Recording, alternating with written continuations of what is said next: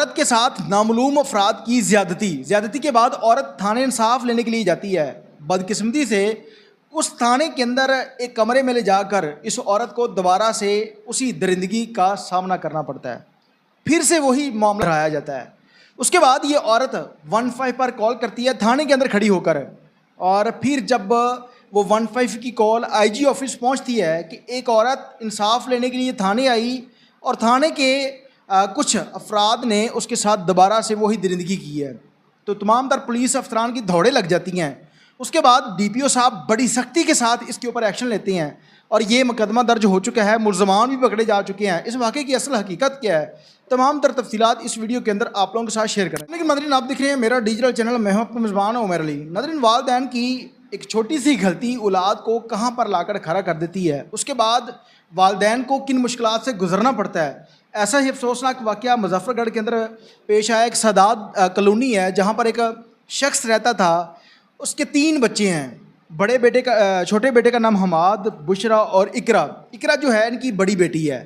अब इन्होंने अपनी बड़ी बेटी की शादी एक ऐसे शख्स के साथ की है जो शराबी कबाबी जानी बंदा है, जो कि औरतों के साथ नाजायज़ तल्लुकात बनाना उसके लिए एक मामूली सी बात है। इन्होंने अपनी बेटी की शादी एक रियाज नामी शख्स के साथ की। वक्त गुजरता गया और एक दिन वो आता है कि जब बात डिवोर्स तक पहुंच जाती है। बिलाखिर वो दिन आता है कि जब बेटी उजड़ कर अपने घर वापस आ जाती है, अपना घर ख़राब करके अपने घर वापस आ जाती है। अब ये जो शख्स था अपनी बीवी के ऊपर तशद्दुद करता था, शराब पीकर घर आना और इस तरह के मामलात करना। बेटी जो थी वो तंग आ जाती है। बिलाखिर वो फैसला करती है कि मैंने इस घर के अंदर अब नहीं रहना। अपने वालिदैन के घर गई, वालिदैन को बताया। वालिदैन जो है वो अपनी बेटी को अपने घर बैठा लेते हैं। 15 दिन बाद ये रियाज नामी शख्स अपनी बीवी को मनाने के लिए मुजफ्फरगढ़ के इलाका सादात कॉलोनी के अंदर जाता है।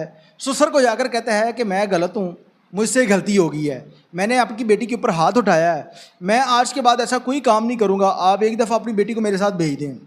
जो ससुर था वो मान जाता है, लेकिन सास कहती है कि मुझे तुम्हारी हरकतों का पता है, मैं कभी भी अपनी बेटी को अब आपके साथ नहीं भेजूँगी, लिहाजा हमने तो डिवोर्स लेनी है। ये शख्स मनाता रहा, समझाता रहा, लेकिन वो औरत बात नहीं मानती। ये शख्स वापस जाता है और वापस जाकर 3 से 4 दिन गुजरने के बाद अपने दोस्तों की हमरा एक मेहरान गाड़ी में दोबारा उसी घर के अंदर आता है। और उस टाइम आता है जब इसके घर में उस घर के अंदर उसकी सास अकेली थी। सास को अगवा किया एक नामालूम जगह पर ले जाकर दोस्तों के हमरा शराब पीकर उसको बार बार दरिंदगी का निशाना बनाया गया। 2 से ढाई घंटे बाद जब उसका ससुर घर आया, उसने देखा कि घर के अंदर तमाम का तमाम साजो सामान बिखरा हुआ है। घर के अंदर पैसे पड़े थे वो भी नहीं है, जेवर पड़ा था वो भी नहीं है, बीवी भी नहीं है।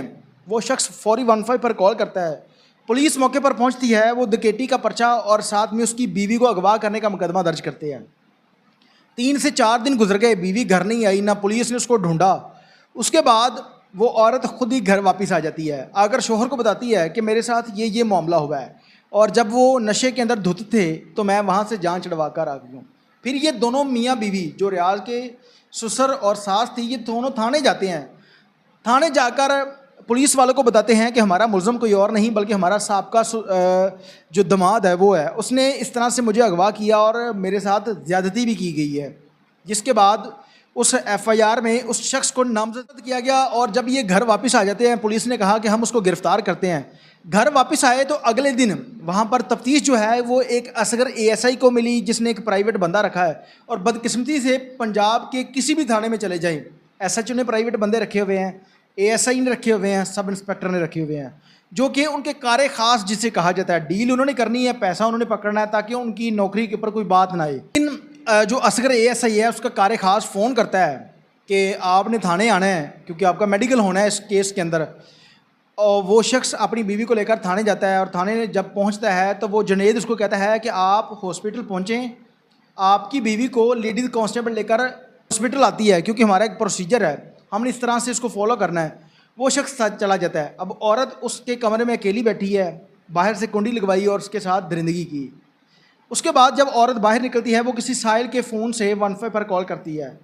जब 15 पर यह कॉल चलती है कि एक औरत थाने में इंसाफ लेने आई है, उसको फिर दरिंदगी का निशाना बनाया गया है, तो तमाम तर पुलिस अफसरान की दौड़ें लग जाती हैं। डीपीओ साहब बड़ी सख्ती से एक्शन लेते हैं, जिनमें 2 थानेदार जो हैं उनको सस्पेंड किया गया है, और जो 2 नामालूम लोग थे, इसमें एक कार खास था, उसके खिलाफ 376 की एफआईआर दर्ज हुई है।